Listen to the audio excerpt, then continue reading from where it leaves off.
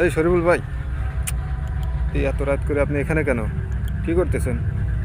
এখানে ভাই আমি ভূত ধরতে এসেছি। ভূত ধরতে আসছেন মানে? এই জায়গা তো খুবই খারাপ ভাই, আপনি রাত করে এত রাত্রে এই জায়গায় এসে ঘুরতেছেন। আমি জানি যে এই জায়গাটা অনেক খারাপ, তো হ্যাঁ। আমি মানুষকে দেখা দিতে চাই যে ভূত বলতে কিছু আছে? ভূত বলতে কিছু আছে কি না, আমি সেটাই সবাইকে দেখা দিতে চাই আমার এই মোবাইল দিয়ে।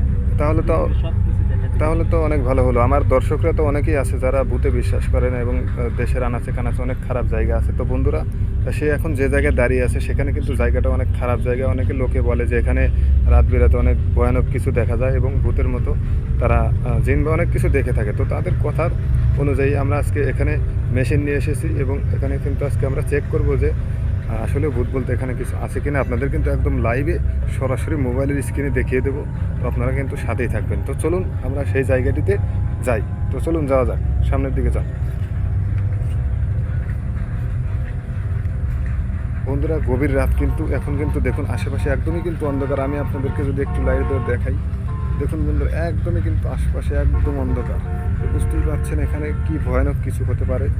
তো আমরা কিন্তু মানুষের কাছ থেকে শুনে এখানে এসেছি যে আসলেও ভূত এখানে আছে কিনা বা কোনো কিছু আমাদের কাছে সাড়া দেয় কিনা। তো এখানে আমরা যদি দেখতে পারি সেক্ষেত্রে কিন্তু আমাদের মোবাইলের ডিসপ্লেতে সরাসরি তাদের চেহারা ভেসে উঠবে। আপনারা কিন্তু একদম অরিজিনালি ভূত দেখতে পারবেন। তো বন্ধুরা ভিডিওর সাথেই থাকুন।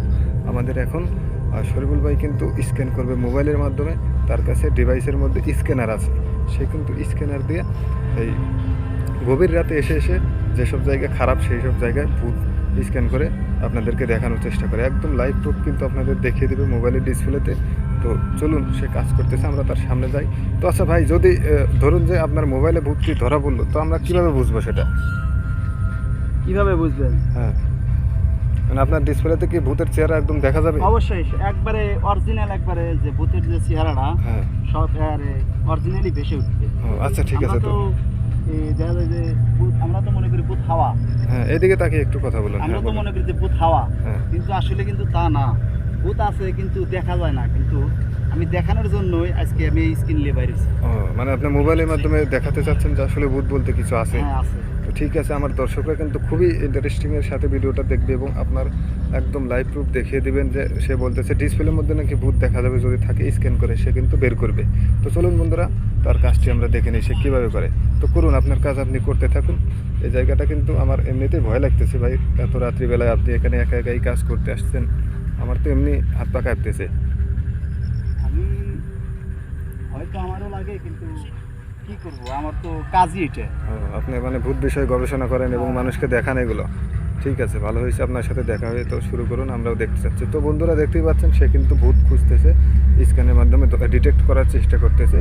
তো যখনই পাবো তখনই কিন্তু আপনাদের সাথে সাথে দেখানো হবে লাইভ প্রুফ একদম ডিসপ্লেতে সামনে নিয়ে কিন্তু ক্যামেরাটি আমরা ধরবো এবং ভূতের কিন্তু চেহারা এবং দৃশ্য সরাসরি আপনাদেরকে দেখানোর চেষ্টা করব। সে কিন্তু তার কাজ চালিয়ে যাচ্ছে। দেখেন এই যে। ও, পাওয়া গেছে না? হ্যাঁ হ্যাঁ হ্যাঁ। কই দেখান দেখান, দর্শকরা কিন্তু দেখতে চায়। তো বন্ধুরা দেখুন, ডাইরেক্ট কিন্তু লাইভ প্রুফ কিন্তু একদম আপনাদেরকে ভূত দেখানো হবে। তো অপেক্ষা করুন বন্ধুরা, যারা যারা ভূতে বিশ্বাস করেন না আপনাদের কিন্তু একদম স্ক্যানারের মাধ্যমে লাইভ প্রুফ দেখে দেওয়া হবে। দেখুন বন্ধুরা, দেখুন দেখুন দেখুন, এই দেখুন কত সুন্দর একটা ভূত এসেছে সামনে। দেখুন বন্ধুরা, একদম কিন্তু এটার কিন্তু ধোয়ার মতো উঠতেছে।